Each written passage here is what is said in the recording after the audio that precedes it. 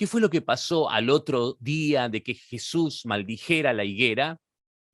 Eso lo enseña el Evangelio de Marcos y también Mateo, pero en Marcos capítulo 11, versículo 20 dice así: y pasando por la mañana vieron que la higuera se había secado desde las raíces. También narra el mismo evento Mateo en el capítulo 21, versículo 20.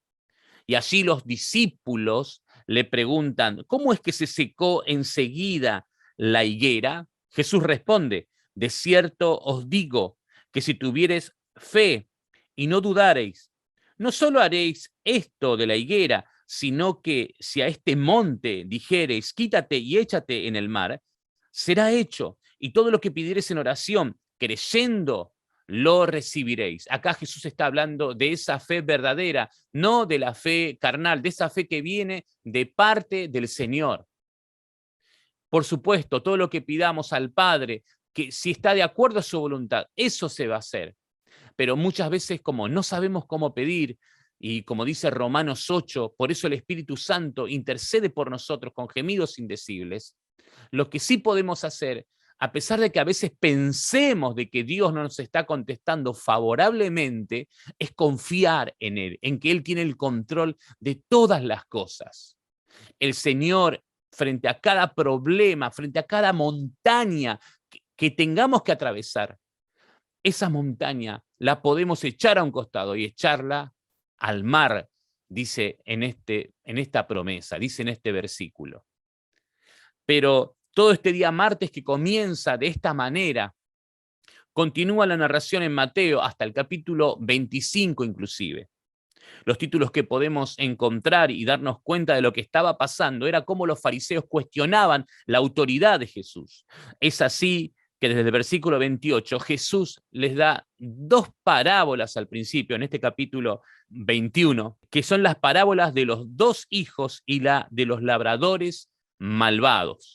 En el capítulo 22, después de que los fariseos se dan cuenta de que Jesús se estaba refiriendo a ellos en estas dos historias que él contó, comienza a contar otra parábola el Señor, que es la parábola de las fiestas de bodas. Y luego comienzan preguntas de parte de los diferentes grupos de ese momento, de los grupos políticos y los grupos religiosos. Uno de ellos eran los saduceos, que no creían en la resurrección. Y luego llega también una pregunta de parte de Jesús a los fariseos, en donde les dice, ¿qué pensáis del Cristo? ¿De quién es hijo? Y así Jesús se iba revelando claramente a los fariseos. Por supuesto, ellos lo consideraban una blasfemia. En el capítulo 23, Jesús acusa a escribas y fariseos, y ahí viene una gran cantidad de ayes. ¡Ay de vosotros! ¡Ay, ay, ay! Anuncia juicios a los fariseos. O sea que vemos que el día martes Jesús se encontró confrontando a los fariseos especialmente, aquellos que ellos mismos se decían maestros de los judíos, pero el Señor les llamó ciegos, guías de ciegos. En el capítulo 23 termina Jesús lamentando sobre Jerusalén. Y luego comienza en el capítulo 24 y 25 Jesús a sus discípulos a enseñarles cómo será el fin de todas las cosas, cómo se dará lugar a la restauración. Y toda restauración primero tiene que venir una limpieza, y esa limpieza viene a través de un juicio. Pero quiero compartirles y quiero que meditemos unos minutos en el capítulo 22 de Mateo, en la parábola de la fiesta de bodas, que dice así: respondiendo Jesús les volvió a hablar en parábolas diciendo, el reino de los cielos es semejante a un rey que hizo fiesta de bodas a su hijo, y envió a sus siervos a llamar a los convidados a las bodas, mas estos no quisieron venir. Aquí el rey estaba a punto de celebrar las bodas de su hijo y recibe un rotundo rechazo de los que habían sido invitados especialmente. En el versículo 3 hay un segundo intento que hace el rey. Dice, volvió a enviar otros siervos diciendo, decid a los convidados, he aquí, he preparado mi comida, mis toros y animales engordados han sido muertos, y todo está dispuesto, venid a las bodas. Versículo 5, mas ellos, sin hacer caso, se fueron uno a su labranza y otro a sus negocios. Una indiferencia total ante la invitación que explícitamente les estaba haciendo el rey. Pero eso no fue solo lo que hicieron, sino que aún mataron a sus mensajeros, dice el versículo 6, y otros tomando a los siervos, los afrentaron y los mataron. Que esto es lo que había hecho el pueblo de Israel durante, sí, siglos, matar a los profetas.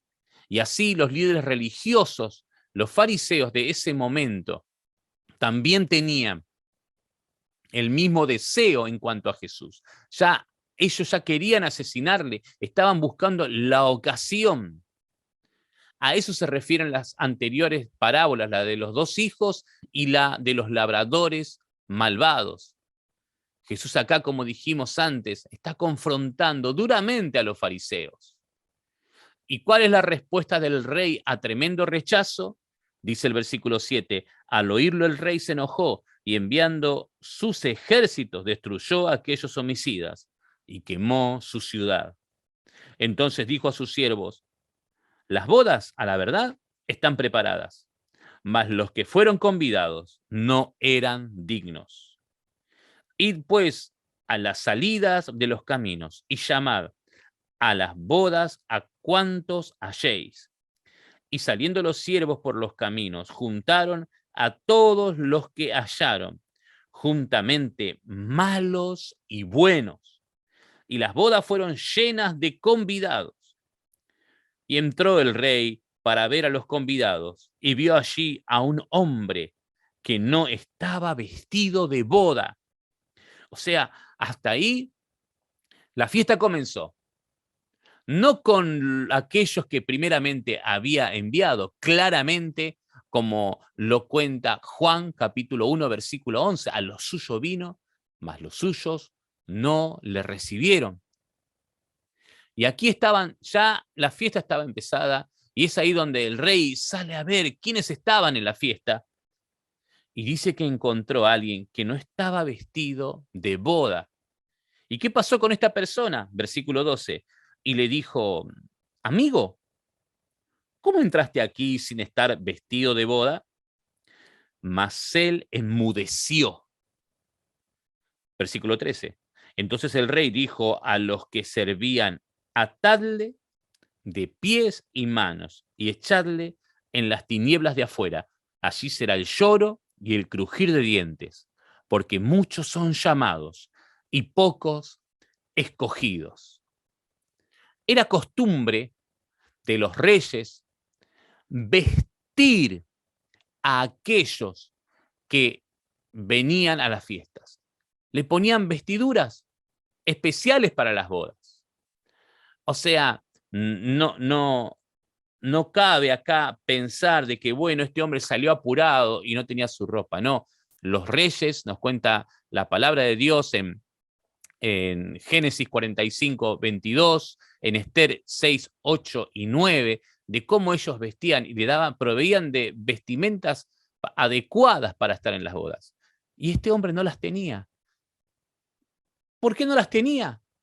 ¿Qué es lo que pasó? Las rechazó. Rechazó las vestimentas y no tenía excusas, por eso acá dice que no respondió nada. Eso ofendió profundamente al rey. Y es así que es atado de pies y manos y es echado a la oscuridad. Y luego concluye con algo. Muchos son los llamados y pocos los escogidos. Y entonces acá aprendemos 2 cosas. Que hay un llamado general y hay un llamado eficaz. El llamado general es la invitación a todos. Dice la palabra de Dios, porque de tal manera amó Dios al mundo, que ha dado a su Hijo unigénito. Bien, podemos decir, ahí hay un llamado general. Luego dice, para que todo aquel que en él cree no se pierda, mas tenga vida eterna. No todos van a ir al cielo. solamente aquellos que creen. Ahora, ¿cómo creerán? ¿Cómo creerán si no les predicamos? ¿Y cómo creerán si Dios no hace un llamamiento eficaz? Sin llamamiento eficaz, nadie se salvaría. Si Dios no obrara en el corazón de las personas para que vengan, si Él no los viste, si Dios no los viste de justicia, nadie sería salvo. ¿Por qué? Porque no hay quien busque a Dios, dice Romanos capítulo 3. No hay quien entienda, no hay quien haga el bien. No hay justo ni siquiera uno. El hombre tiene un libre albedrío limitado. Muchos son los llamados. Y acá dice, no dice pocos los que aceptan.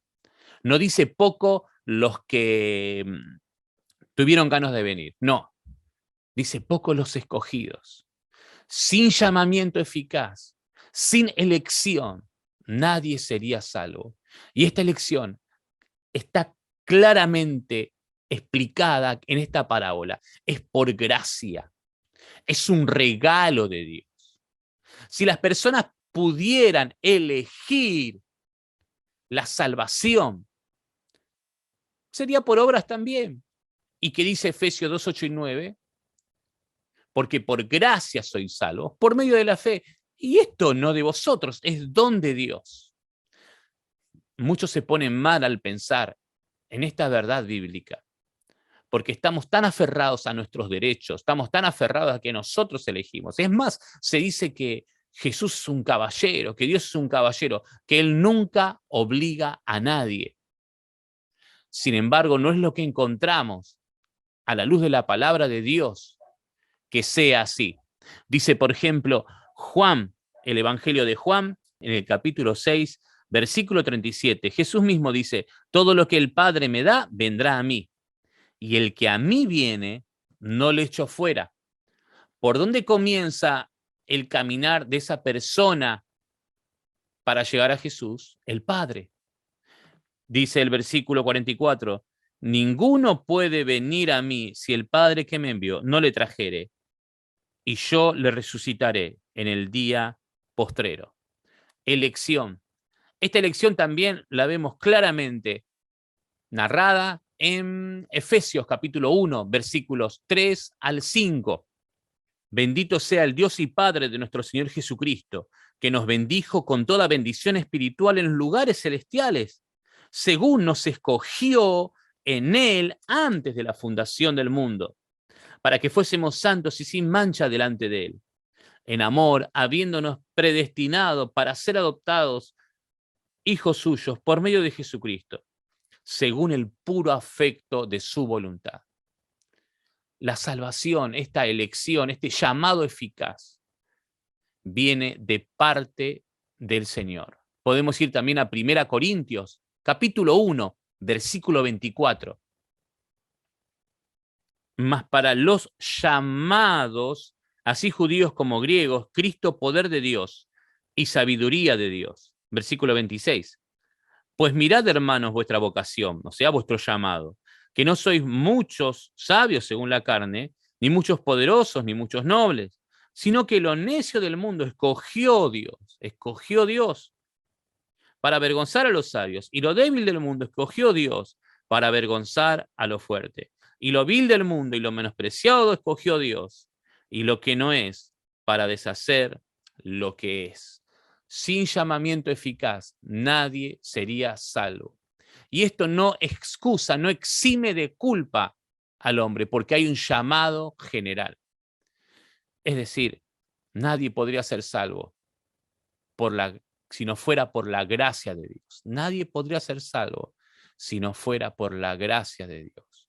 Por este amor de Dios que se manifiesta en su gracia, en ese regalo inmerecido, en su misericordia, no dándole a estos escogidos, a estos elegidos, no dándole lo que se merecen. Dice en Isaías capítulo 61, versículo 10, acerca de estas vestiduras. En gran manera me gozaré en Jehová. Mi alma se alegrará en mi Dios, porque me vistió con vestiduras de salvación, me rodeó de manto de justicia, como a novio me atavió, y como a novia adornada con sus joyas. Estas vestiduras son las que tiene un hijo de Dios, y no las obtiene por voluntad propia, sino porque Dios quiso vestirlo así. Y espero que usted esté disfrutando de esta salvación. Muchos están, como advierte el anteúltimo libro de la Biblia, Judas, que hay personas que están ahí en las reuniones, que están en las celebraciones de los creyentes, y no son creyentes, no tienen las vestiduras. ¿Cómo podría usted asegurarse si tiene las vestiduras o no? Bueno, fíjese su corazón, cómo está delante de Dios, si se quebranta usted por el pecado, que solamente Dios lo ve. ¿A qué me refiero con esto?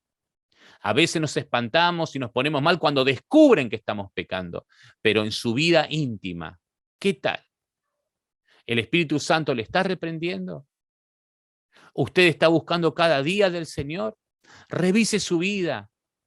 Revise si usted es un hijo de Dios. Dice Juan, capítulo 1, como mencionábamos hace un momento, versículo 11. A los suyos vino y los suyos no le recibieron. Mas a todos los que le recibieron, a los que creen en su nombre, les dio potestad de ser hechos hijos de Dios. Muy bien, son los que respondieron al llamado. Pero ¿cómo respondieron al llamado? ¿Por qué respondieron al llamado? Versículo 13, los cuales no son engendrados de sangre ni de voluntad de carne, ni de voluntad de varón, sino de Dios. Respondieron al llamado por pura voluntad de Dios. Como ya leímos unos cuantos versículos, y habría muchísimo más para hablar de esto. Y esto es lo maravilloso. Lo maravilloso es que Dios salve a algunos, Él siendo santo y justo. Y de esos algunos, como advirtió Jesús, como dice, muchos son los llamados, pero pocos los escogidos. Y esto lo había dicho ya Jesús en Mateo capítulo 7, versículos 13 y 14. ¿Cómo es el camino que conduce a la perdición? Dice que es ancho, espacioso, como es el camino que conduce a la salvación. Es angosto. E incluso luego dice también el Señor, en ese capítulo 7 de Mateo, que muchos van a decir, Señor, Señor, hicimos esto, hicimos aquello, pero Él les dirá, apartados de mí, hacedores de maldad. Muchos son los llamados. Hay un llamamiento general, pero pocos los escogidos. Hay un llamamiento que es eficaz, que es efectivo. Porque Dios cuando nos llama, cuando Dios te trajo, Dios habló a tu corazón. Ninguno de ustedes que son hijos de Dios puede decir que yo creí porque soy más inteligente que los demás. Sabemos que no es así. El Señor realmente es el que estuvo trabajando en tu vida, en su vida. Ahora pensamos en estas vestiduras. Y voy a leerles otra vez cómo son las vestiduras que el Señor nos puso. Isaías 61:10. En gran manera me gozaré en Jehová, mi alma se alegrará en mi Dios, porque me vistió con vestiduras de salvación. Me rodeó de manto de justicia, como a novio me atavió, y como a novia adornada con sus joyas. Así nos vistió el Señor. Esta justicia nos fue imputada, fue puesta en nosotros a través de la fe en el Señor Jesucristo. Justificados pues por la fe, tenemos paz para con Dios. Él nos vistió con esta justicia. Nuestro comportamiento, si usted es un creyente en Jesucristo, si es un hijo de Dios, usted, si es una hermana en Cristo, su comportamiento coincide con las vestiduras que ahora tiene. Esta fue una exhortación, un llamado, una confrontación tremenda para los fariseos. Pero acá el Señor nos revela una verdad que nos alcanza hasta hoy. Muchos son los llamados, pocos los escogidos. Bien, estamos en esa fiesta. Son evidentes nuestras vestiduras de justicia a los demás? ¿Nuestro comportamiento como hijos de Dios se reluce como el vestido especial de justicia que el Señor nos dio? ¿Cómo nos ven los demás? En sentido figurado, ¿ven los demás que estamos en una fiesta continua delante del Señor? Dice el versículo 10 del capítulo 61 de Isaías: en gran manera me gozaré en Jehová. Que el gozo que usted pueda tener venga por haber recibido por gracia, por pura gracia, la salvación que solamente el Señor Jesucristo puede darle. Ahora, usted que quizás es la primera vez que escucha esto, déjeme decirle que el Señor le hace una invitación. Le está invitando: venga a las fiestas, venga a las fiestas. Está todo preparado. Y si Dios está hablando a su corazón, no resista su llamado. Reciba por fe este regalo, esta salvación que es por gracia. Ya está todo pago. Jesucristo lo pagó en la cruz.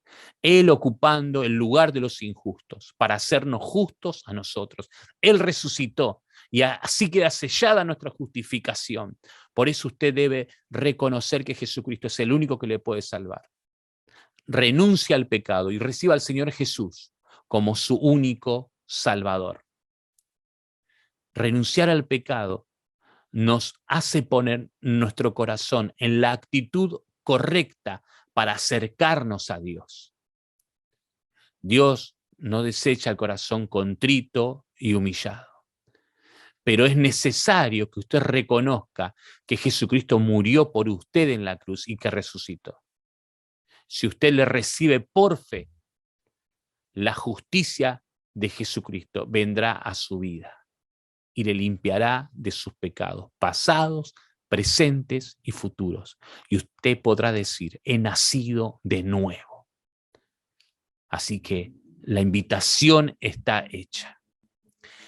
Y reitero a mis hermanos en Cristo: gocémonos por las vestiduras con que Él nos vistió.